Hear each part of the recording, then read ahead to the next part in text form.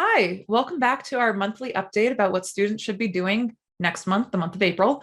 I'm Jess, one of the co-founders of Virtual College Counselors. Sawyer, the other co-founder, is currently at his slightly delayed high school reunion.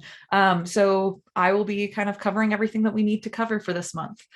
We'll start with the juniors. Juniors, this is a very exciting time to start tackling some major pieces of the application process so that by the time senior year rolls around, you're kind of good to go. First things first, now is a great time to start developing your activities list. The activities list is essentially your resume, everything that you've participated in throughout high school. That includes anything from musical instruments, band engagements, sports, high school clubs, any like youth group activities, hobbies, anything you can think of that you have spent time doing that's meaningful to you outside of eating, sleeping, and going to school. A lot of students ask us if something can be included in their activities list. If it's something you've spent a lot of time doing and it's something that has value in your life, absolutely it can be included. If you have questions about how to include it or how to talk about that particular activity, don't hesitate to reach out. We're here to help.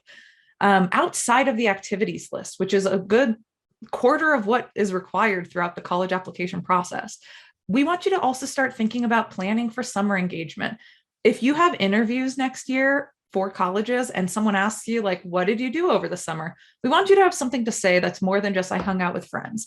That can be including family vacations and hanging out with friends, binge watching Netflix, all of the things that you need to do to recharge before going back to school. But it also should include something meaningful or impactful. That can be community service, a passion project. It can also be anything like in terms of having a part-time or full-time job, an internship. Really anything goes as long as you're doing something and not just sitting around. We want you to start using your time wisely. After that, most students have probably already done this because a lot of high schools require you to do it sooner than later. But if you haven't already, now's the time to finalize your senior year classes. These classes are important because they do go on your application, but your current classes as a second semester junior are typically the last classes that any college is going to see through the application process until the very end. It's important to keep your grades high in those classes, but it is also important to take rigorous classes during your senior year. We don't want to see a drop in rigor because it shows that you maybe are less motivated, and we don't want that to be something of a red flag in the admissions process.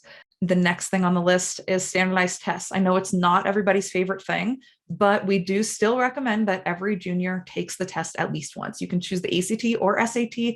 We don't care. Some students test better with one or the other. If you really like science, the ACT might be a better fit for you because there is an entire science section. At the same time, if you don't like science, you maybe don't want to take the ACT. That's okay.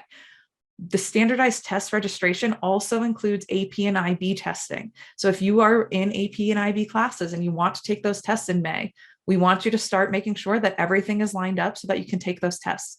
Now is also a great time to start studying for those, but I'm sure you're also probably reviewing a lot of the content in class leading up to the exams. We also have been talking a lot about building your college list. You want to continue doing that. By June, we want every student who's a junior to have a pretty good sense about where they're applying. This can help us inform the college essay writing process. So one, we can already focus on the main college application essay, that 650 word Common App essay. But outside of that, if you already have a sense of the schools that you're applying to, we can start thinking about what their prompts have been in the past and maybe start planning ahead for August when the supplemental essay prompts are released. And lastly, it's time to schedule that April meeting. We don't plan to meet with students in May because that is a huge testing month and it's when finals are. So really April is the last meeting before we start tackling the essay process. Sign up as soon as you can. Now we can move on to the seniors. The seniors are in a really great spot right now. It's April. That means your decisions are in. You have a sense of where you might be attending next year. We'll talk a little bit about the different variations here, and we have a lot more information on our website about how to navigate some of the admission decisions. But for now, there's a few things that seniors need to be doing as soon as possible. Firstly, once you've made a decision about a college, you got to enroll. Submit that enrollment deposit so that you can start dealing with housing and everything like that. We'll touch on that shortly.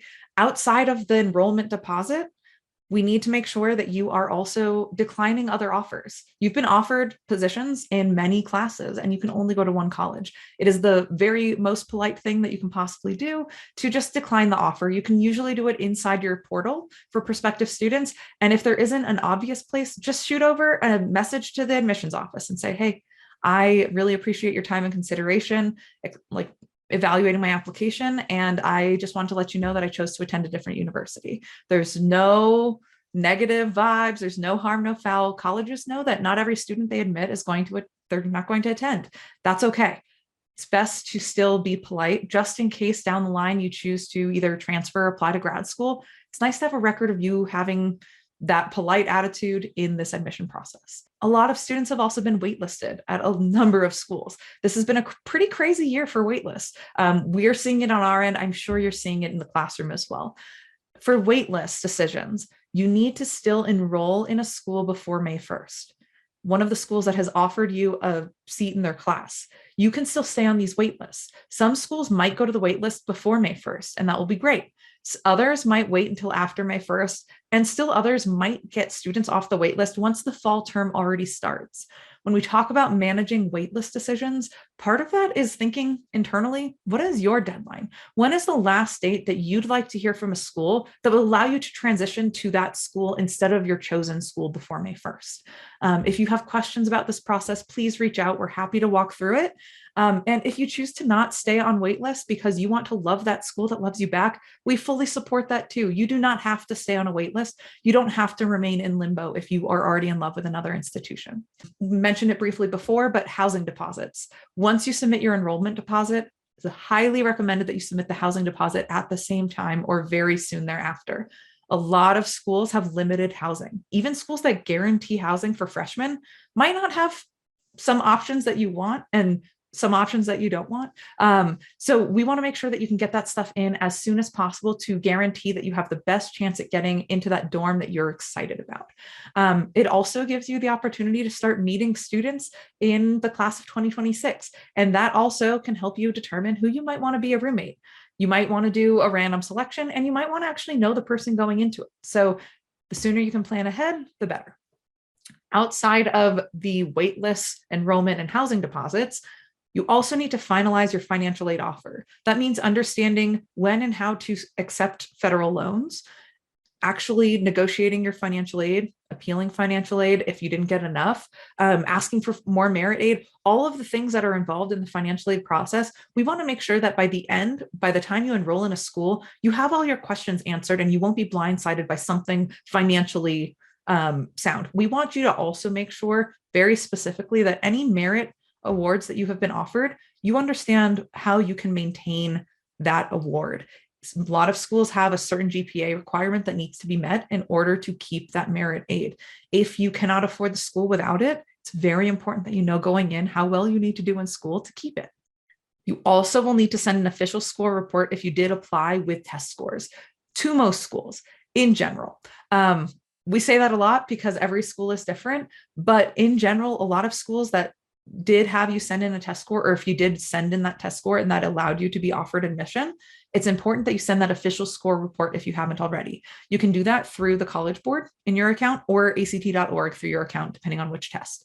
Same goes for sending in AP tests and IB tests. You might want to wait on some of those official scores until later in the summer when you have your senior year scores as well.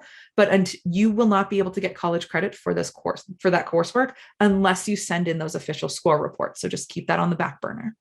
And lastly, if you haven't already, please thank the people who wrote the recommendations for you. These letters of recommendation have been written in your teacher's free time, after school, and on weekends, probably also on their breaks.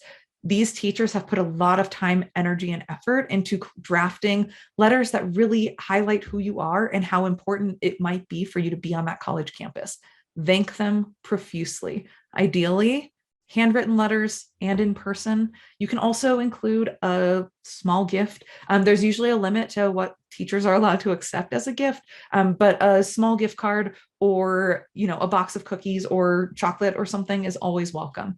I know this is a lot to think about, but all of these pieces are very important to close out your high school career and lead directly into that transition into college.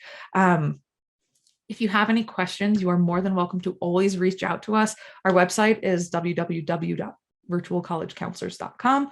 We have a bunch of blogs and other information about all of these pieces of the process. So if you ever have any questions, odds are they've been answered. And if they haven't, just reach out and we'll answer them. Until next month, see you soon.